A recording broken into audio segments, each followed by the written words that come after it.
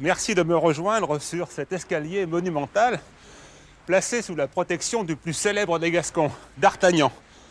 Notre balade commence ici, en effet, auprès de la basilique Sainte-Marie, cathédrale gothique d'Auch. C'est la dernière de ce style à avoir été construite en France. D'Artagnan, sans vergogne, lui tourne le dos, son regard, mine de rien, plane au-dessus du Gers qui sépare la ville en deux. Ce magnolia est à prendre pour nous aujourd'hui comme un symbole, puisqu'il évoque le voyage. Les magnolias, en effet, avant d'arriver chez nous en France, ont parcouru un long chemin. Ils nous arrivent d'Amérique centrale, d'Amérique du Nord, de l'Asie de l'Est, de l'Himalaya. Mais c'est aussi un hommage à la France à travers un Français, Pierre Magnol, qui fut directeur du Jardin des Plantes de Montpellier, où il vécut de 1638 à 1715.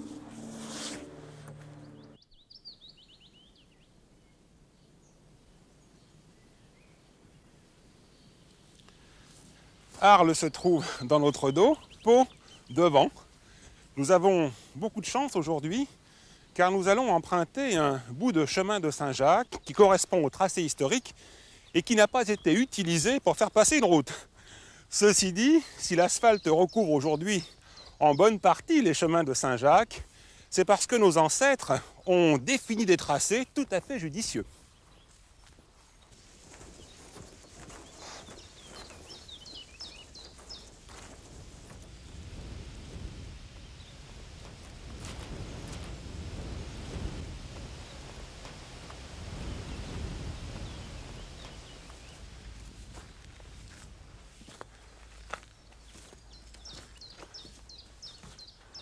Le paysage urbain de la Gascogne est sorti de terre, en gros, en 3 siècles, du XIe au XIVe siècle, à une époque d'une relative prospérité économique qui a généré une forte poussée démographique.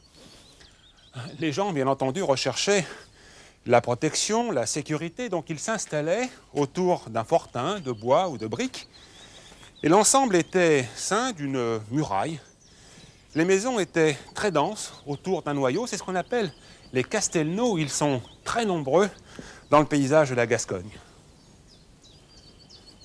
Alors monsieur l'abbé, il nous reste 935 km à parcourir.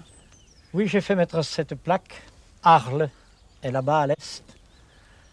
Compostelle est juste en face, car le chemin va d'est en ouest, et c'est plein ouest Saint-Jacques-de-Compostelle. Alors j'ai fait mettre cette plaque sur cette croix que j'ai fait planter également, et puis cette très vieille statue qui est en terre cuite, qui en réalité représente Saint-Roch, mais que tout le monde appelle Saint-Jacques, à cause du chapeau, des coquilles qui restent. Les gens accueillaient les pèlerins chez eux? Non, c'était surtout les hôpitaux et les couvents qui accueillaient au Moyen-Âge. Il y avait des bandits aussi en chemin, je suppose, dans le Gers. Je ne sais pas s'il y avait des bandits dans le Gers, mais le long du chemin, il y en avait certainement. Voilà pourquoi on avait créé des ordres religieux qui étaient en même temps des ordres militaires pour la protection des pèlerins. Il y avait aussi des seigneurs féodaux qui protégeaient les pèlerins et il y en avait d'autres qui les rançonnaient. Au Moyen-Âge, l'Église qui était impliquée dans l'œuvre de pacification, mais qui voulait également profiter de la croissance économique, étend dans l'espace l'enclos sacré. Dans ce territoire, limité par les croix, ne pouvaient s'installer ni haine, ni acte de guerre. Du coup, les paysans en profitent et viennent y établir leur maison. C'est une sauveté. Saint-Christophe, dans mon dos, est une sauveté. Une colline, une église, quelques maisons, c'est ça la sauveté.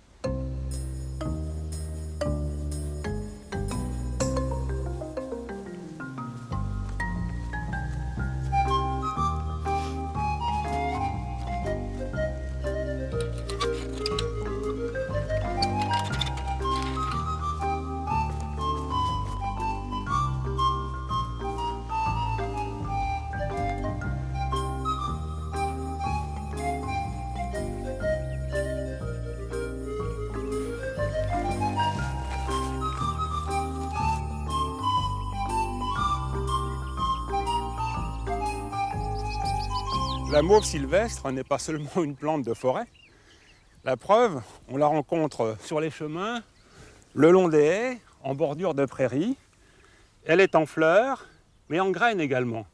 Ces graines ressemblent à de petites cibles qui se partagent en quartiers. C'était un légume chez les Romains. C'est une plante émolliente, ce qui signifie qu'elle amollit, elle rend mou. On l'utilise en médecine populaire pour lutter contre les irritations bronchiques.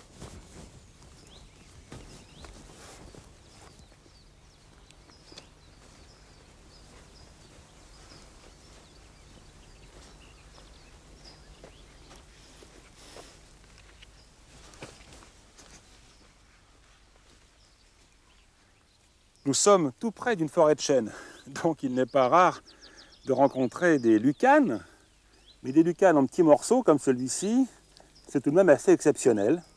Alors ce beau coléoptère se nourrit de la sève du chêne. Eh bien, figurez-vous qu'il sert lui-même de nourriture aux oiseaux, probablement à des pies ou à des geais. On voit ici l'impact du bec, regardez. C'est un mâle qui a été tué. On le reconnaît parce que ses mandibules sont très développées. Il ne s'en sert pas pour se nourrir, pour s'alimenter, mais pour repousser d'autres mâles. Il veut ainsi protéger sa femelle.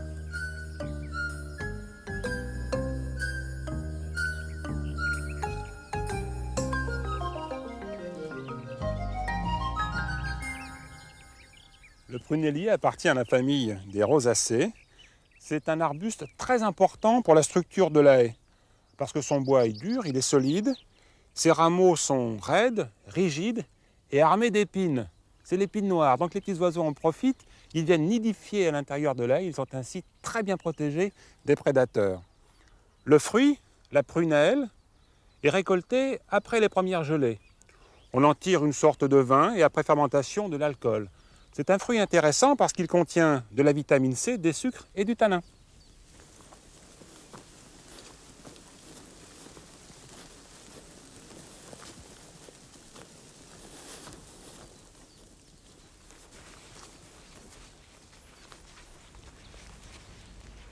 Je me déplace sur un terrain argileux, j'en ai plein les chaussures, mais ce sol a une autre propriété. Il retient l'eau en surface. Du coup, la moindre ornière, le moindre creux, la moindre dépression stocke l'eau. Il se forme un micro-marais, une mare, des plantes de la famille des sauges en profitent. Ce sont les menthes aquatiques qui sont en fleurs en ce moment.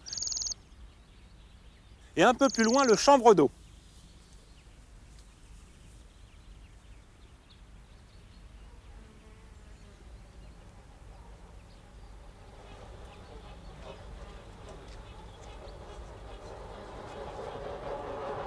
Bonjour Laure.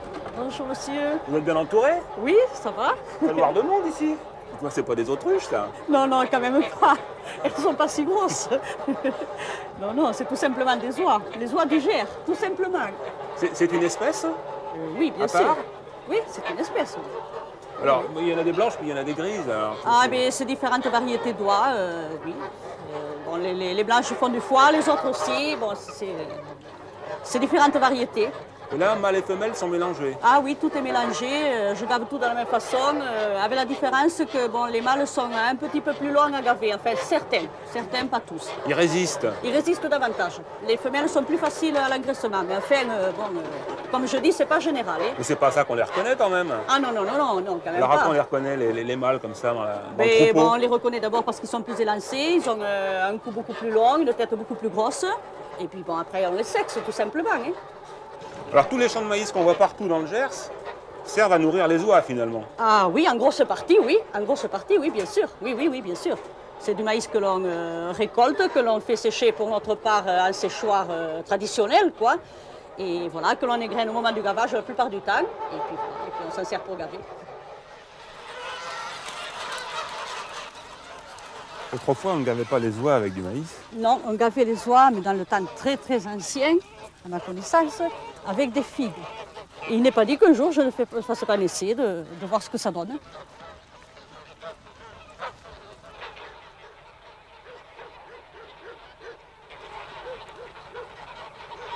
Chippy! Chippy! Fais retourner, amène-les. On a dit dedans, on fait obéir, Chippy. Ah oui, très. Elle est très vaillante, très docile. Bon, alors ces oies, elles ne volent pas, mais elles savent nager par contre. Ah oui, non, elles ne volent pas, mais elles nagent très très bien. Elles passent même sous l'eau. C'est vrai? Ah oui, ça veut très bien plonger, ressortir 3-4 mètres ou même plus à l'extrémité de la mare si c'est possible. Et elles en profitent pour boire. Ah oui, elles boivent. Elles ont très soif le matin au lâcher. Parce qu'elles mangent bien toute la nuit, donc le matin, elles ont très soif au lâcher. Elles broutent dans la journée? Ah oui, oui, de la verdure énormément. C'est ce qui fait que les prés sont complètement râpés? Ah oui, oui, oui, oui, oh oui, vraiment, oui. Oui, elles mangent beaucoup, beaucoup d'herbes et il leur en faut beaucoup. Alors ceux-là, vous les gavez pas? Et pas encore, pas encore. Mais ce sont de futurs foie gras quand même. C'est du futur foie gras, je l'espère du moins. Oui, oui, bien sûr. C'est tout pour faire du foie gras.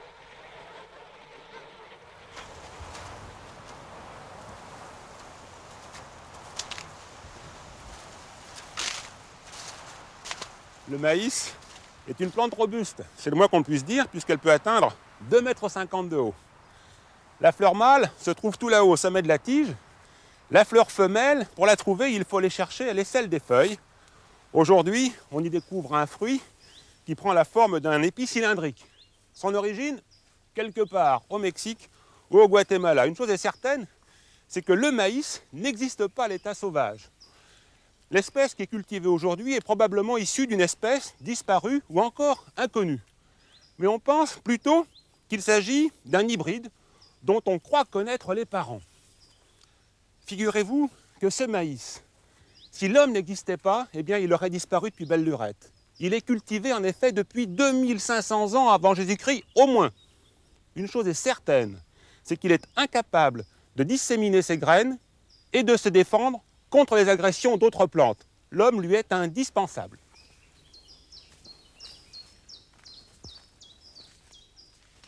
Les Mayas et les Aztèques pensaient que le maïs était un don divin. Ils l'honoraient comme un dieu. Ils croyaient même que l'homme avait été façonné avec de la farine de maïs. C'est Christophe Colomb, en 1493, qui en a importé le premier les graines.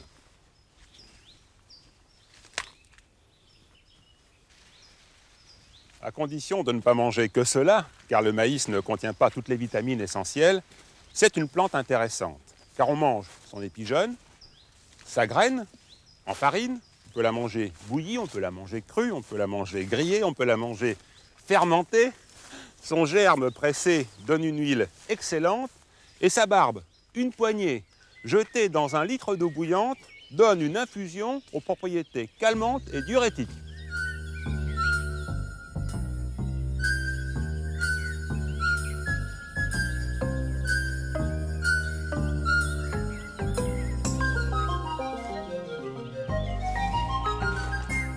Je vais déranger ce petit lézard des murailles qui prend le soleil pour vous montrer une toile d'Argiope avec son propriétaire. Il s'agit en fait d'une propriétaire, c'est une femelle, ça se voit parce qu'elle est grosse, elle est de belle taille. Le mâle est rikiki, il ne mesure que 3 mm, il est à peine visible et aussitôt que la fécondation a eu lieu, il est dévoré par la femelle. Les Argiopes sont des épères, c'est l'épère facié. Sa toile est souvent installée dans des espaces libres, la lumière peut passer facilement, les insectes circulent également. Ici, elle a installé son habitat dans une zone de végétation qui est envahie par l'herbe au gueux et par le senson jacobé.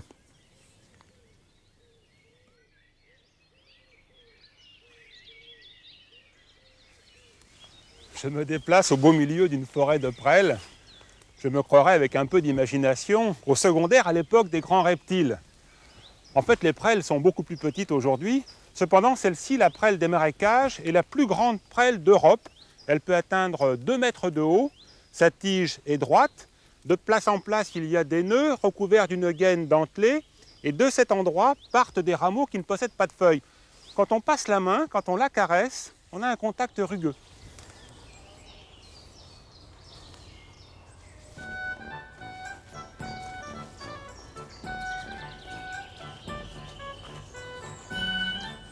Quelques 2 siècles après l'éclosion des Castelnau et des Sauvetés apparaissent les bastides. L'objectif est le même, protéger les villages et leurs richesses. Ça fonctionne bien, puisque les bastides deviennent très rapidement des carrefours économiques, des pôles financiers et politiques. Ce qui surprend lorsqu'on entre dans une bastide, c'est le lotissement quadrillé. Ce sont les rues rectilignes qui se croisent à angle droit. et toujours au milieu de cela, une grande halle couverte.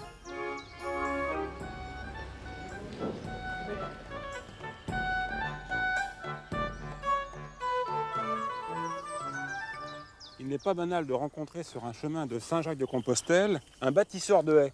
Il m'arrivait plus souvent de rencontrer des destructeurs de haies. Oui, ça ne m'étonne pas. On est encore un peu moins nombreux à reconstruire ces alignements et ces plantations. Mais je crois que des choses sont en train de changer. Et puis je crois qu'il faut montrer les résultats, il faut montrer ce qu'on a fait. Et puis un arbre, ça met quelques années pour pousser. Quelles sont les essences que vous utilisez? Eh bien, on essaye de s'adapter au terroir local et surtout éviter d'introduire des essences étrangères. Alors bien sûr, chez nous, on a notre prunelier, on a notre prunier sauvage, puis on a nos frênes, on a nos acacias, on a nos ormes. Le cornouiller? Le cornouiller aussi, qui est un régal en ce moment pour les oiseaux, bien sûr. Alors, je suppose que les petits oiseaux sont contents non seulement de trouver des fruits dans les haies, mais de trouver des haies d'abord. Trouver des haies d'abord, oui, pour s'abriter, et après penser à la nourriture, c'est vrai. Mais il n'y a pas que les petits oiseaux qui sont contents, vous savez. Ici, c'est le chemin de Saint-Jacques, et les promeneurs en été, quand il fait 35 degrés, ils sont bien contents de trouver l'ombre, mais les fruits aussi, parce qu'on a pensé à eux, et on plante des pommiers, on plante des figuiers, des pruniers, et vous savez, je ne vais pas vous l'apprendre, Michel, le meilleur fruit, c'est celui qu'on cueille, qu'on mange sur l'arbre.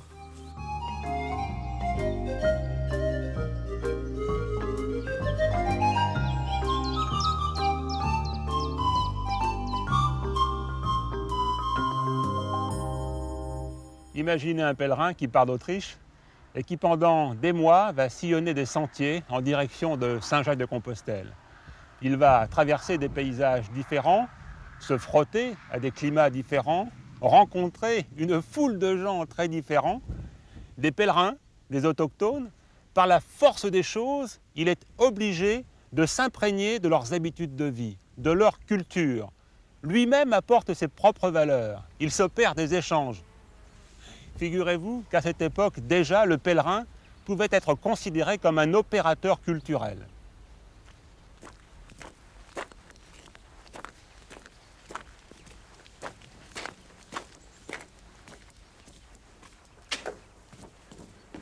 L'abbaye de Flaran n'est pas située sur le chemin de Saint-Jacques-de-Compostelle. Si je fais ce petit détour, c'est un peu par esprit de contradiction, car cette abbaye cistercienne n'était pas habilitée à recevoir les pèlerins. Mais c'est aussi, il faut bien l'avouer, pour une autre raison. Elle abrite depuis 1979 une exposition sur les chemins de Saint-Jacques-de-Compostelle en Gascogne. Je vous propose d'y jeter un petit coup d'œil.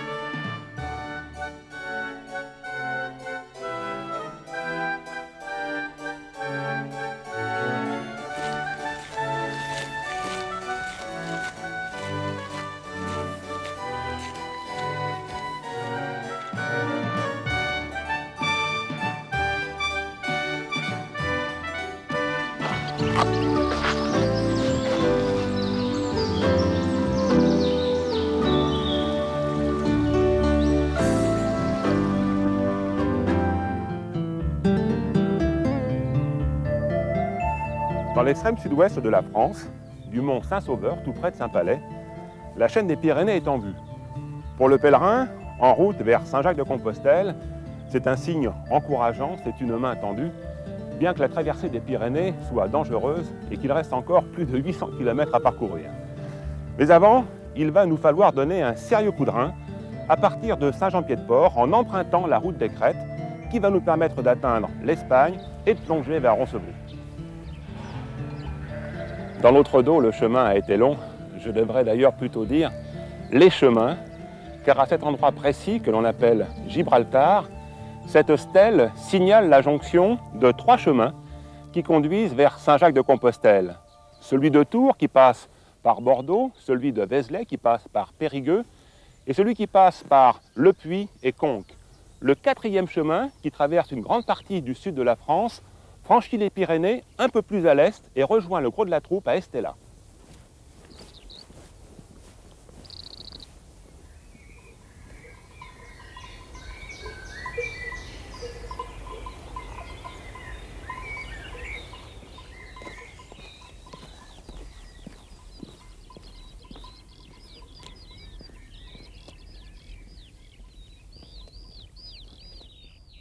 L'alouette des champs est l'un des oiseaux les plus populaires. Quand le mâle s'envole verticalement, comme en ce moment, il fait entendre son chant mélodieux. C'est un migrateur. Ce tout petit oiseau faisait partie du gibier à plumes. On en capturait des millions pour les vendre. Le pâté d'alouette de Pithiviers était d'ailleurs particulièrement célèbre. Fort heureusement aujourd'hui, c'est une espèce intégralement protégée. Ajoutons qu'elle était avec le coq l'oiseau emblématique des Gaulois.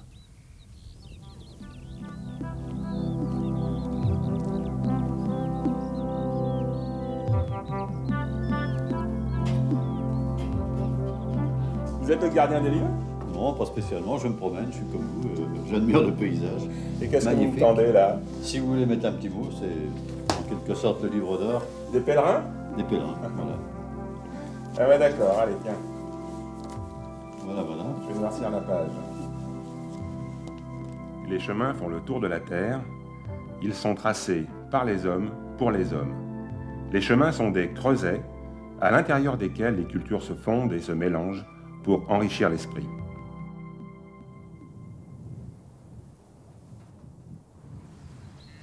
Si vous vous promenez dans la campagne basque, de la fin de l'hiver au début du printemps, vous pourrez voir des brûlis. En fait, c'est ce qu'on appelle ici l'écobuage.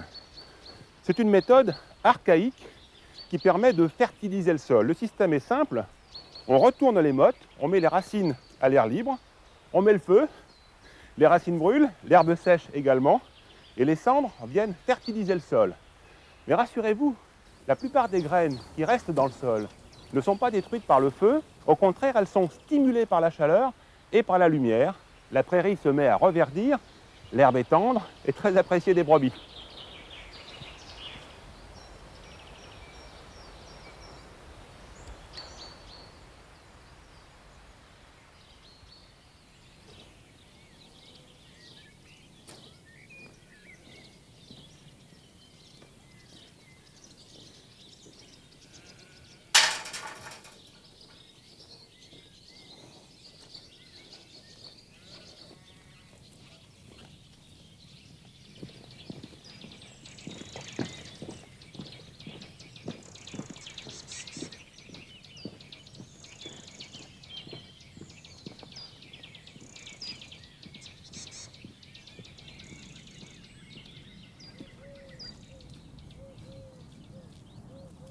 Je vous dois une explication. Tout à l'heure, je vous ai dit que 3 des 4 chemins de Saint-Jacques-de-Compostelle se rejoignent à Gibraltar pour ne former plus qu'un. Il s'agit là en fait d'une théorie nouvelle mais néanmoins sérieuse, étayée et défendue par un érudit local. Alors que tous les bouquins prétendent que ces 3 chemins convergent tous vers Ostaba. Alors bien sûr, il y a débat, pour ne pas dire polémique, et finalement cela ne me dérange pas, car c'est du débat que naîtra la lumière.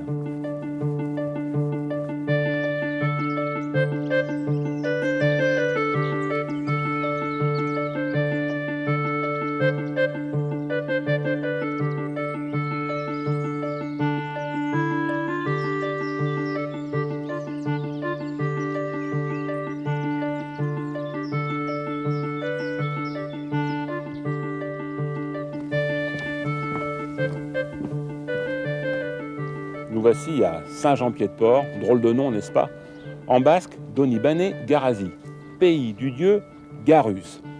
Ne croyez surtout pas que je veuille vous embrouiller, mais sachez que Saint-Jean-Pied-de-Port est la clé du port de Cise, Portus Caesaris, sur la voie romaine qui conduit de Bordeaux à Astorga. En simplifiant, cela peut donner ceci. Saint-Jean se trouve au pied du col de César, appelé plus tard col de Cise. Mais si vous le souhaitez, vous ne pouvez retenir que ceci. Le chemin de Saint-Jacques-de-Compostelle emprunte à partir de Saint-Jean-Pied-de-Port le tracé d'une voie romaine construite au IIe siècle après Jésus-Christ. Et cette voie romaine servait à acheminer la légion romaine à la conquête du nord de l'Espagne.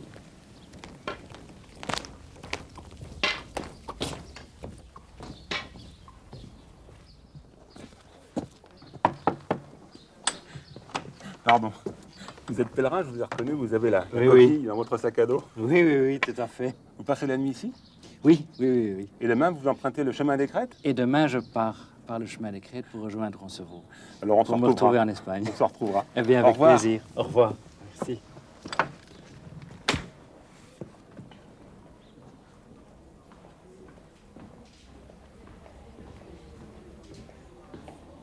Les pèlerins ont commencé à passer ici en 1960, hein, et notamment en 1965, qui fut une année sainte très importante. Ça veut dire que c'est une mode aujourd'hui, les pèlerins? Ah, hélas, je crains que le pèlerinage ne perde beaucoup de son caractère originel. Hein. C'est une mode, tout le monde parle de Saint-Jacques, ça fait un but de promenade, ça fait des vacances économiques, ça c'est sûr. Mais ne croyez-vous pas que les gens qui partent, même pour voir, pour connaître, simplement, le plus simplement du monde, ne s'enrichissent pas en chemin? Absolument, ah, c'est sûr. Il y a beaucoup de marcheurs, de randonneurs, ils partent en randonneur pour faire des performances sportives et ils arrivent en pèlerin. Hein, parce qu'ils ont fait un tas de découvertes intéressantes, des rencontres remarquables sur le chemin. Il faut voir tout ce qui jalonne le chemin de Saint-Jacques, de la Frontière à la Galice. C'est incroyable.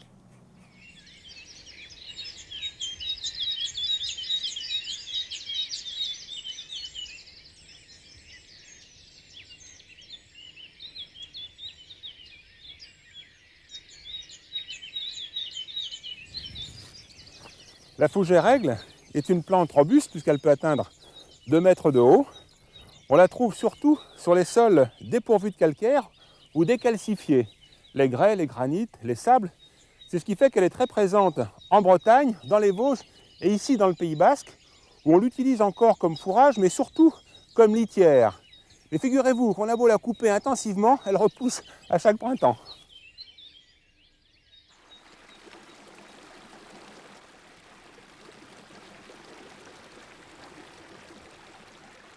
Je suis très sensible aux premières manifestations du printemps. Vous aussi, j'en suis certain. Chaque année, j'attends ce moment avec impatience, mais il arrive sans crier gare. Cependant, je le devine, car l'air imprime, le matin de bonne heure sur mes joues, une sensation de douceur. Les sons s'enrichissent de nouveaux chants d'oiseaux. Moi-même, je me sens différent. Je regarde plus souvent vers la nature, vers la montagne, vers les arbres, vers les bourgeons, vers le gazon, vers la pâquerette téméraire qui s'élève au-dessus du tapis vert. Quand arrive le printemps, tout explose. Mais à ce stade de notre balade, nous allons quitter le printemps. En prenant de l'altitude, nous allons rejoindre une nature qui est à peine en train de se réveiller.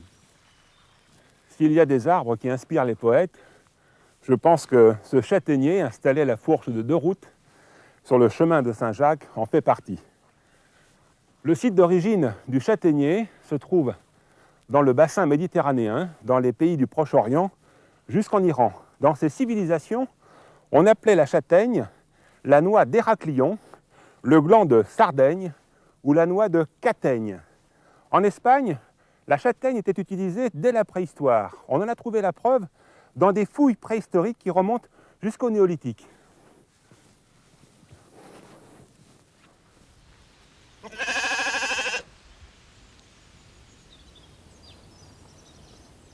Dans la région de Saint-Jean-Pied-de-Port, quand on parle de brebis, on parle de manèches. On les reconnaît très facilement parce que leurs poils sont longs, ils touchent presque le sol, comme une cape. Leurs pattes sont noires, leur tête également, mais en plus elles sont ornées de cornes.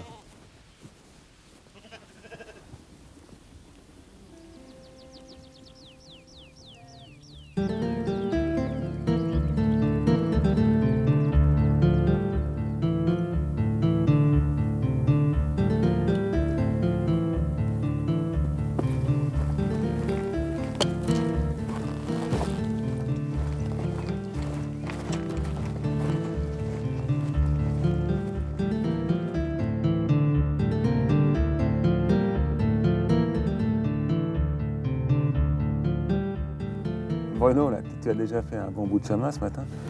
Oui, on n'est pas seul vraiment sur ce chemin, surtout dans un paysage comme celui-ci. Ce sont des paysages effectivement grandioses qui rapprochent des autres, qui rapprochent aussi des préoccupations des autres. Ce sont des paysages qui élèvent aussi un petit peu, je crois, oui. Et quand tu as décidé de partir pour ce pèlerinage, est-ce que c'est une démarche solitaire, égoïste, ou est-ce qu'elle est en communion avec ton épouse? Ah non, je crois que c'est vraiment en totale communion avec mon épouse que ça s'est fait. On ne peut pas partir comme ça seul, surtout étant marié, sans en parler d'abord à sa femme et à son entourage aussi.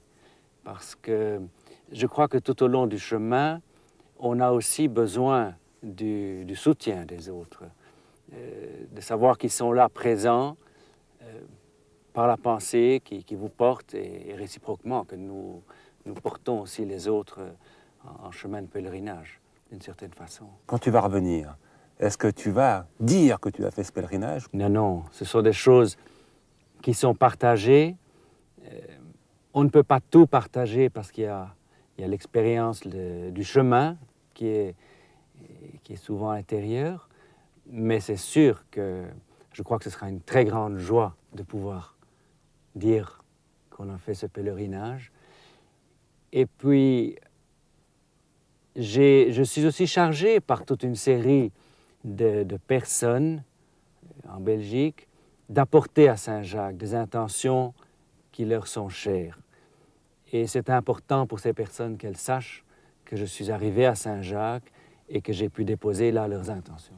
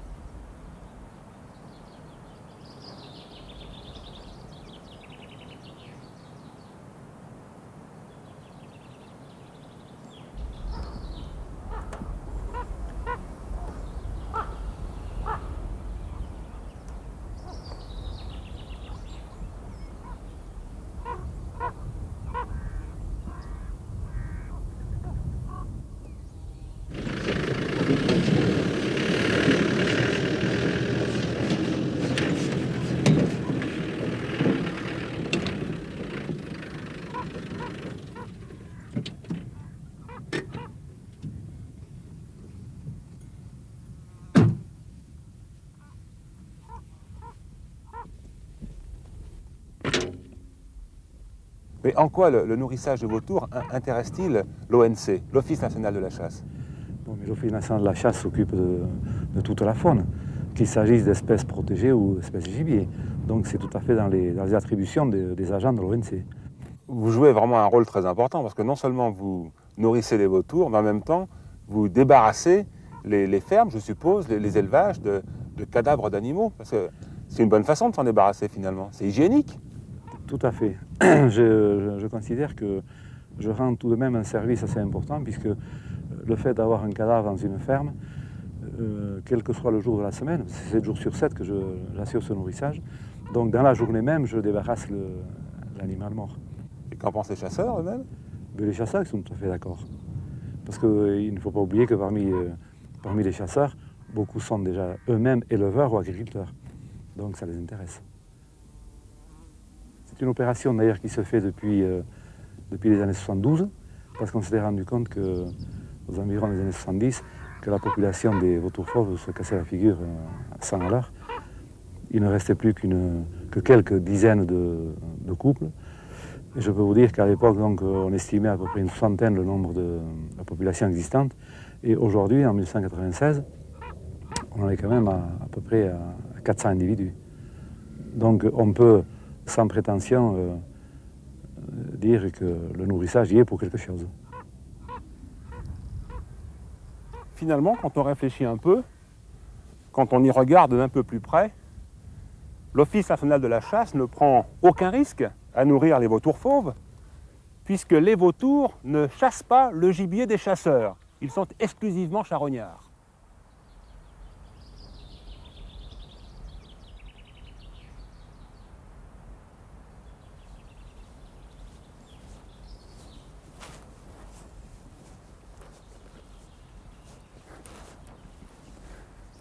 Les vautours se portent bien.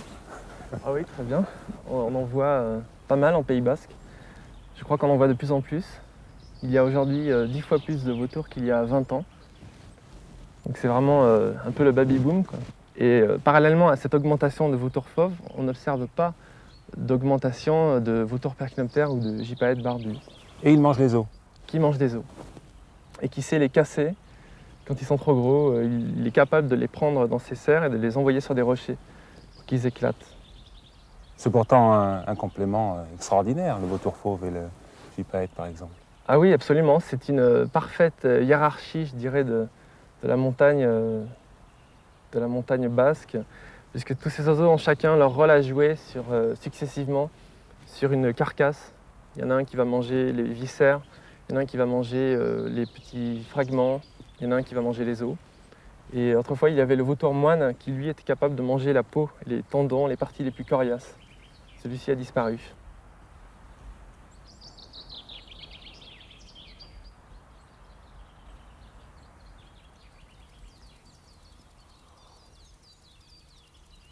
Tous les incendies provoqués par les hommes en cette saison au Pays Basque ne procèdent pas de l'écobuage. Ici, on a tout simplement mis le feu à de l'herbe sèche ou à des ajoncs, sur du terrain en pente.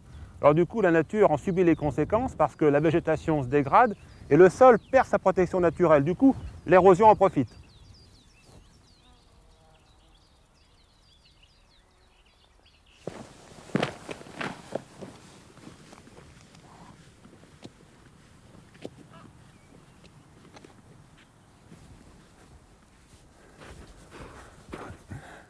Voici les dernières traces de neige accumulées pendant l'hiver. Mais c'est aussi les derniers névés français puisque derrière le col, là, c'est l'Espagne.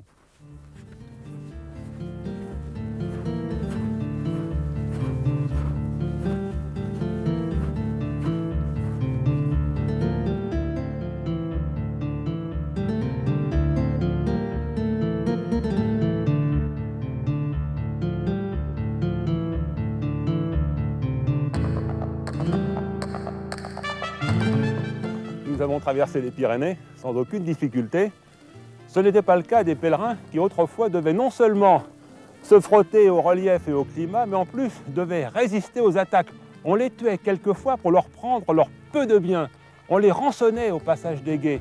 On leur demandait d'acquitter un droit de péage sur des tronçons de chemin. Et on raconte même que du côté espagnol, l'eau était dangereuse à boire pour les chevaux et pour les hommes. Les poissons étaient empoisonnés. Et on leur donnait à consommer de la viande de porc et de brebis qui était impropre. Rassurez-vous, aujourd'hui, tout va bien. Alors je vous propose de poursuivre notre descente vers Roncevaux.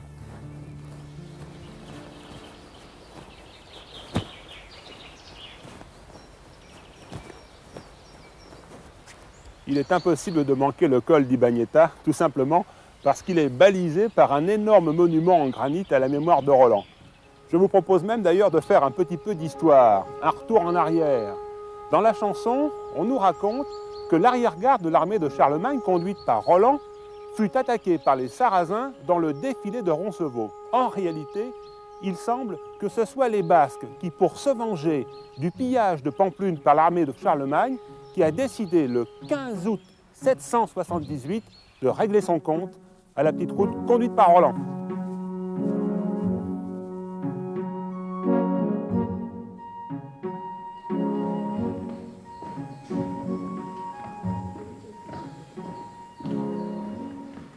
Au XVIIe siècle, Henri IV, roi de France et de Navarre, accorde un privilège à Roncevaux et il dit qu'il fait cette donation à l'hôpital de Roncevaux, qui est un des plus 4 hôpitaux les plus importants de la chrétienté. Les autres étant Saint-Jacques-de-Compostelle, Rome et Jérusalem. Alors, la renommée de Roncevaux, c'est surtout par cet hôpital de pèlerins. Le chemin de Saint-Jacques, c'est un contact avec la nature et au fond avec Dieu. Et on se retrouve soi-même, on retrouve ses racines. L'homme devient homme parce que la société et la vie moderne rendent un peu fou l'homme. Il s'oublie un peu l'essence de la vie. Et il a besoin de retrouver ce sens, d'où je viens, où je vais. Et pour cela, c'est extraordinaire le chemin de Saint-Jacques. C'est donc à Roncevaux que s'achève notre avant-dernière randonnée vers Saint-Jacques-de-Compostelle. Pour venir jusqu'ici, l'effort n'est pas mince, mais quel régal pour les yeux et pour l'esprit. Alors bonne balade. Le pèlerin dirait plutôt « Ultraïa, allons plus loin ».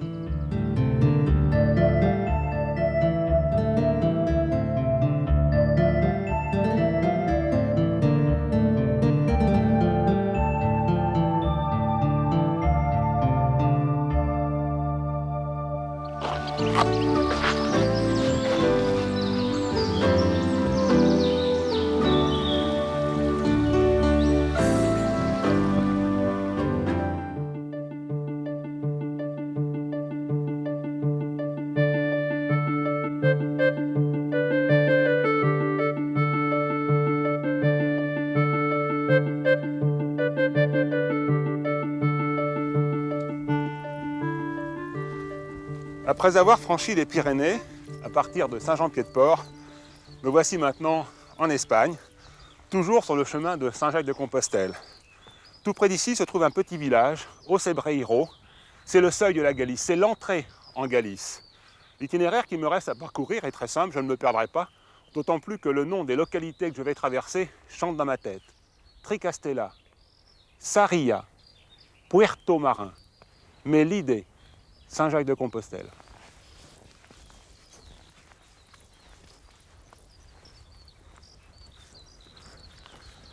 À ce stade de notre progression vers Saint-Jacques-de-Compostelle, permettez-moi de vous faire une confidence. Il n'y a pas d'île suffisamment déserte pour que je puisse m'y sentir seul. Je n'ai donc jamais connu la solitude. Les gens que j'aime, les gens que j'estime, pour leur sagesse, pour leur humanisme, pour leur connaissance sereine de la vie, m'accompagnent en permanence. Ils sont là où je suis. Il n'y a pas d'océan suffisamment vaste pour nous séparer. Il n'y a pas de continent non plus capable de nous éloigner, car je ne leur tourne jamais le dos. Ils sont toujours au bout du chemin.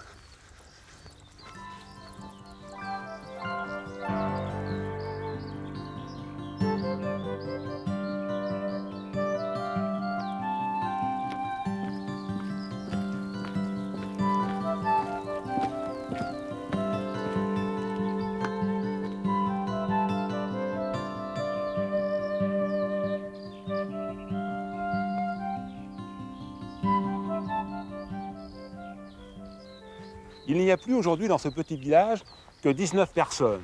Il en comptait autrefois 150. Son nom, Ocebreiro, concerne également la montagne sur laquelle il est installé. Et ce nom dérive d'un autre nom, celui de cet arbuste que vous connaissez bien, le hou. On l'appelle ici El Acebo. Figurez-vous que les randonneurs au Moyen-Âge, les pèlerins, connaissaient très bien cette plante pour ses vertus médicinales. Lorsqu'ils voulaient faire tomber la fièvre, lorsqu'ils voulaient combattre le rhume ou la grippe, ils fabriquaient une décoction à partir de ces feuilles. C'était très efficace également pour combattre la bronchite, l'arthrite et les rhumatismes.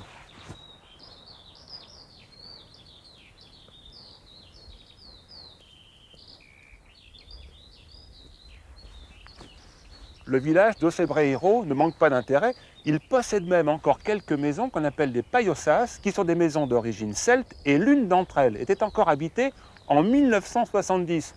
Suivez le guide.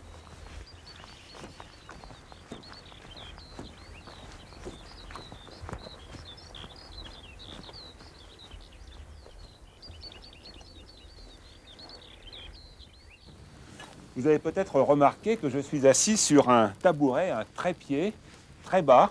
Bas également le banc qui se trouve sur ma droite. Tout simplement, cette situation très près du sol nous permet de nous échapper de la fumée. Il n'y a pas de cheminée dans la pièce. Alors pour être bien, il faut rester ici, dans cette position. La fumée sert à fumer la viande, fumer le saucisson, puis aussi à fumer les vêtements quelquefois qui sèchent au-dessus du foyer.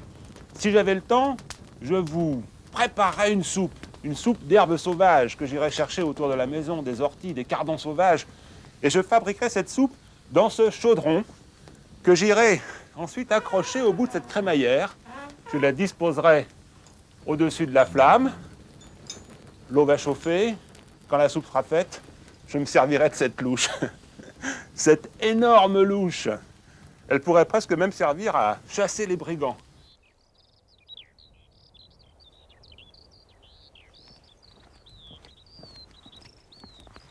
Devinez ce que c'est. Eh bien, vous avez perdu. Ce n'est pas une énorme clé ou un monstrueux décapsuleur, c'est un joug. La vache se tenait ici, et de ce côté-là, on enfermait le cou de l'âne ou de la mule. Curieux, non? Vous connaissez ce signe? Pour ne pas dire ce signal, il m'indique que je suis en connexion avec Saint-Jacques-de-Compostelle, car précisément à cet endroit, depuis le 9e siècle, des millions de pèlerins sont passés. Des gens pauvres, des gens humbles, des gens riches, des gens sages, des brigands, des voleurs, des gens sensibles, bref, des millions de gens. Certains ne sont pas arrivés jusqu'au bout, ils sont morts sur le bord du chemin, mais tous, ou presque tous, étaient chargés de la même richesse, certains l'appellent la foi.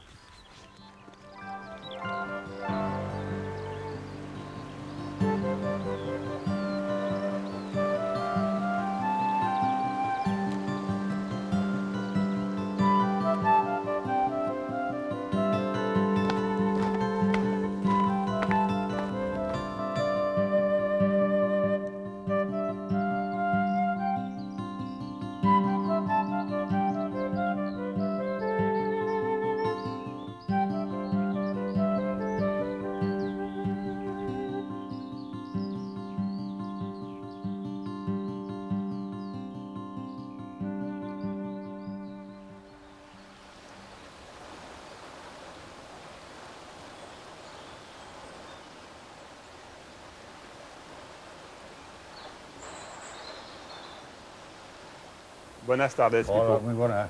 Je suis dans un moulin. Sí, es un molino para moler toda clase de granos, tanto maíz como cebada, avena, centeno, lo que sea.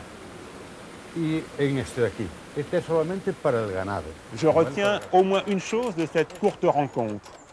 Quand on randonne en France ou à l'étranger, il est possible d'aller au contact avec la population. Il est possible de rencontrer les gens à condition de ne pas arriver en terrain conquis.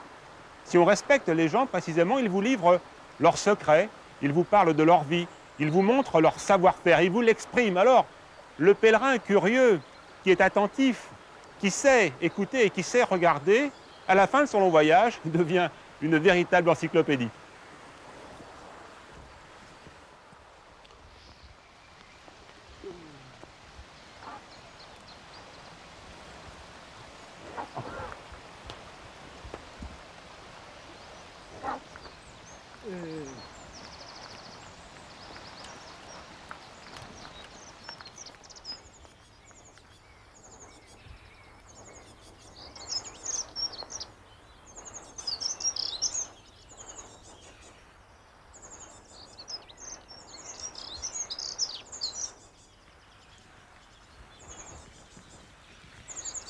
Le monastère de Samos est l'un des tout premiers monastères de l'Occident chrétien.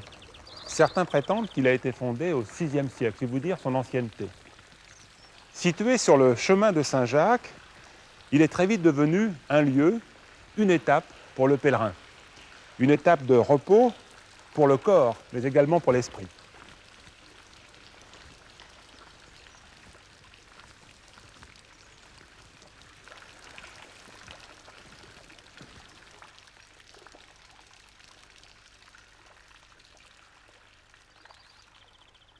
Aujourd'hui encore, les pèlerins s'arrêtent dans ce monastère. Ils y sont accueillis les bras ouverts. Vous-même, si vous souhaitez vous reposer la tête, réfléchir, vous recueillir, écrire un livre, venez ici, des cellules vous sont réservées.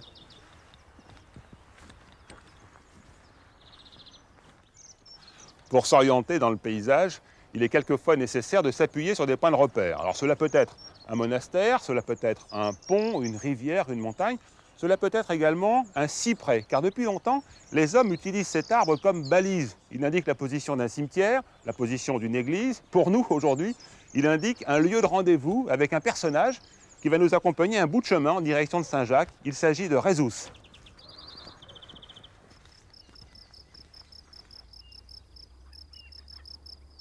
La chapelle, c'est très vieille, vraiment, du 9e, 10e siècle.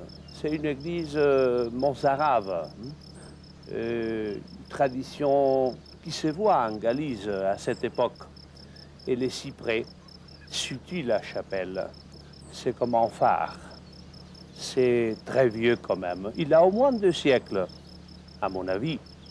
Mais il a aussi un symbole très joli. Il symbolise l'éternité.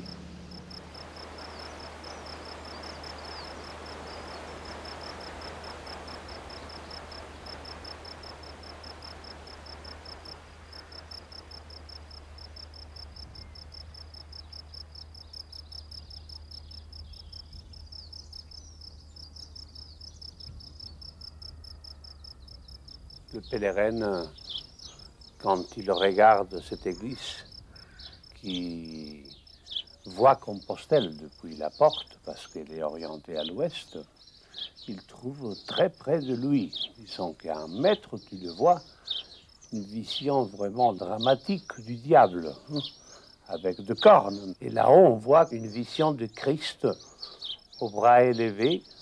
On dirait qu'il est transfiguré. D'autant plus que le Christ qui présente, semble-t-il, les stigmates, se trouve entre 2 soleils. Oui, oui, oui, ce sont comme de petites étoiles. Regarde, comme 2 rossages. Donc c'est une vision cosmique de Christ, vraiment. À une église qui est élancée au ciel, vous voyez, très haute, avec une très haute tour romane gothique qui permettait aux pèlerins, sans aucun doute, de voir et de dévisser le chemin qui continue, comment se dit ça en français? Qui serpente dans la campagne. Serpente, vous voyez, grimpante, voilà.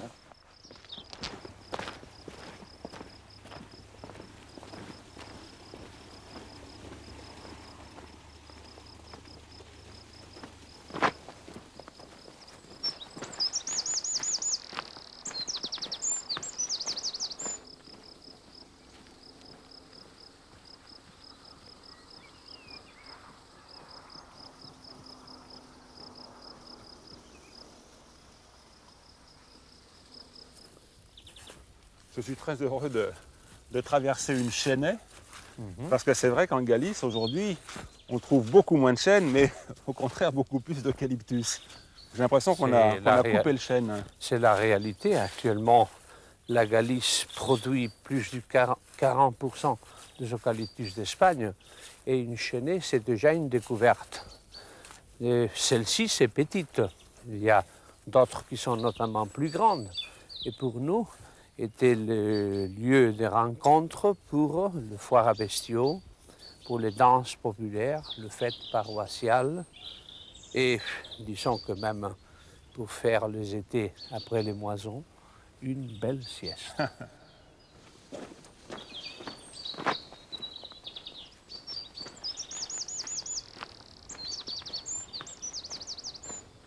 La fleur de cyste annonce le beau temps, le beau jour, le soleil, la chaleur.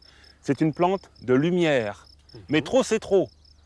Quand il fait trop chaud, sa feuille se recouvre d'un produit visqueux, brillant, qui limite les effets du soleil. Mais c'est pour nous en tout cas une indication très importante, ça veut dire qu'on est descendu. Nous voilà maintenant beaucoup plus bas, il fait plus chaud, la preuve, les ajoncs ont perdu leurs fleurs. Alors le cyste, si je le compare à l'ajonc, c'est une plante aussi difficile à éradiquer que l'ajonc, parce qu'il tient solidement dans le sol. En effet, ça me fait penser à une vieille chanson. Arraído tocho verde, muy mala de arrincare. E os amoriños primeiros son che malos de olvidare. Je chante très mal, mais ça s'est traduit comme ça. La racine de la jonque vert, c'est très difficile d'arracher. Et le premier amour, très difficile d'oublier. C'est un poète qui l'a écrit, il a donc dit la vérité. C'est vrai, les poètes disent toujours la vérité.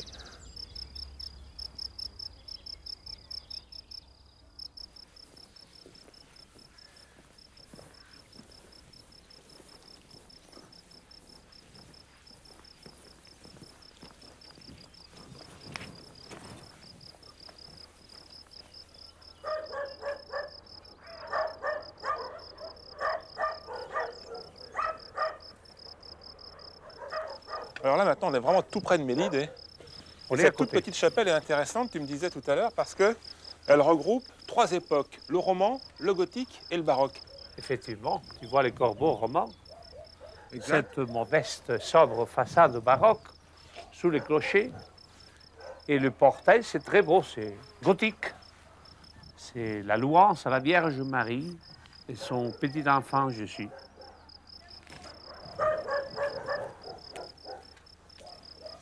Et là, tu vois, c'est très curieux parce que c'est un vieux séchoir de maïs qu'on appelle chez nous El Piorno. Très beau. Il est vide.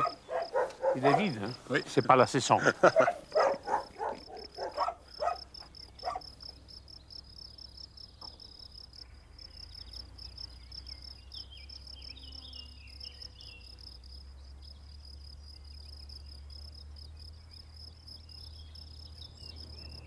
Il semblerait que le tombeau de Saint-Jacques ait été découvert par un saint homme qui aurait suivi un chemin tracé dans le ciel. Imaginez la Terre au centre d'une sphère beaucoup plus grande. Il est possible de projeter à l'intérieur de cette sphère les pôles, le pôle nord devenant l'étoile polaire. Pendant que nous y sommes, dessinons l'équateur, les méridiens, les courbes des latitudes. Grâce à ce quadrillage, maintenant nous pouvons tracer un chemin qui part de Raqqa jusqu'à Saint-Jacques-de-Compostelle. L'été, au-dessus de notre tête, brille la constellation du Cygne, à l'intérieur de laquelle se trouve une étoile très lumineuse, Deneb. Cette constellation appartient à la Voie lactée. Curieusement, le chemin que nous venons de tracer croise la Voie lactée au niveau de la constellation du Cygne. Et la Voie lactée, à cet endroit, prend l'allure d'un chemin. Il est donc facile d'imaginer, par une belle nuit d'été, à la mi-juillet, un pèlerin partant de Raqqa, suivant ce chemin qui part vers l'ouest jusqu'à Saint-Jacques-de-Compostelle.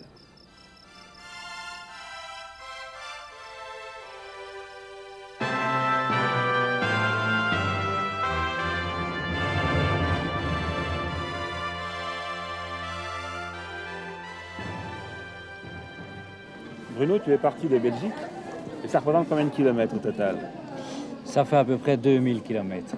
Après tant de chemins parcourus à pied à la surface de la Terre, et puis en même temps parcourus à l'intérieur de toi-même, est-ce que, au bout du compte, au bout de ce chemin, la cathédrale Saint-Jacques correspond à ce que tu avais imaginé? La cathédrale est un aboutissement extraordinaire de tout ce chemin. Je crois que je ne l'ai jamais vraiment imaginé. J'avais hâte de la rejoindre, quelle qu'elle fût. Elle ne me déçoit sûrement pas. C'est un monument énorme, mais il y a beaucoup plus que ça. La cathédrale, c'est quelque chose aussi intérieur.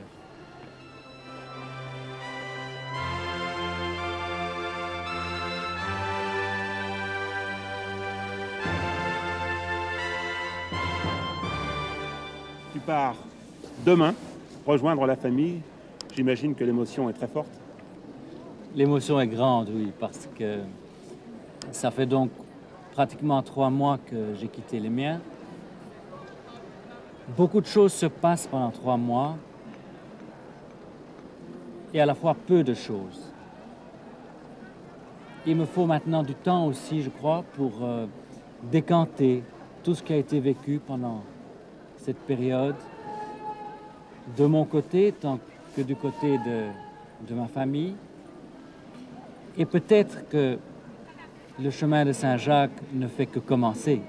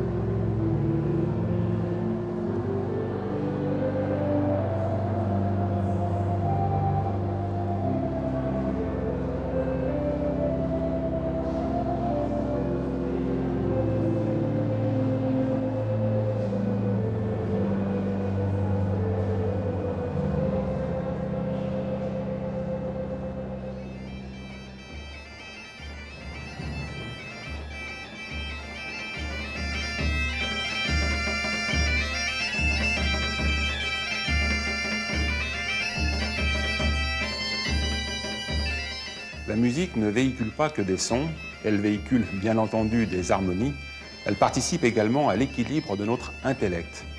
Une musique, c'est une écriture, c'est une équation, c'est une mémoire.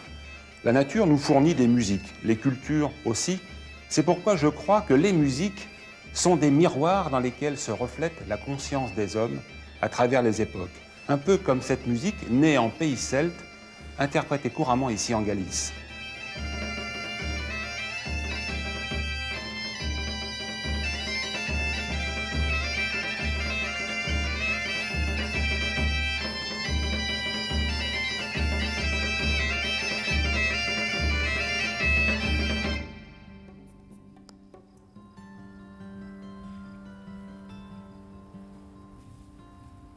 Bien avant Charlemagne, des gens s'engageaient déjà sur un chemin qui traversait la Galice. Ils partaient dans un but très déterminé, très certainement religieux, puisque plus tard, pour l'éliminer, le christianisme a dû le récupérer. Mais vers qui allaient tous ces gens? Je peux vous livrer ceci. Toutes les légendes de tous les peuples, qu'ils soient d'Asie, d'Europe ou d'Amérique, rapportent qu'après le cataclysme du déluge, un homme ou des hommes, porteurs d'une grande civilisation, débarquent sur le continent. Pourquoi pas ici, sur la côte de Galice? Ces hommes ne seraient-ils pas les Atlantes? Noé ne serait-il pas un nom collectif? Les Atlantes, rescapés du déluge, s'installent donc ici. Leur savoir est tellement immense, tellement en décalage avec l'époque, qu'on vient de partout pour les rencontrer, pour apprendre à fabriquer des outils, pour apprendre à cultiver, pour apprendre à élever des animaux. Décidément, l'origine du pèlerinage de Saint-Jacques de Compostelle n'a pas fini de faire réfléchir, de faire rêver. Et le plus important dans tout cela, c'est qu'il continue pendant longtemps encore à faire se rencontrer des gens. Alors, bonne balade et bonne rencontre.